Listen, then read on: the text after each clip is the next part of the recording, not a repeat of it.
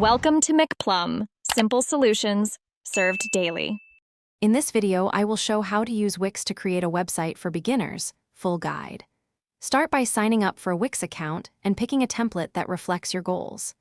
Next, learn to use the drag and drop editor to add pages, text, images, and a logo. I will walk you through basic SEO settings, domain setup, and how to preview and publish your site with confidence. Design matters, so focus on clarity and consistency throughout your Wix site.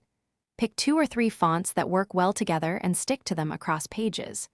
Keep spacing consistent and align elements so visitors can scan content easily.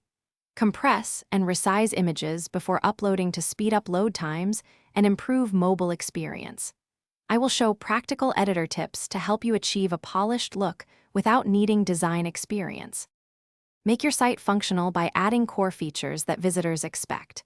Place a clear call to action and a contact form so people can reach you easily. Add social links and share buttons to boost engagement and visibility. I will guide you through setting meta titles, descriptions, and friendly URLs for each page to help search engines find your content. These steps make your site both user-friendly. Thanks for watching. Stay juicy and subscribe.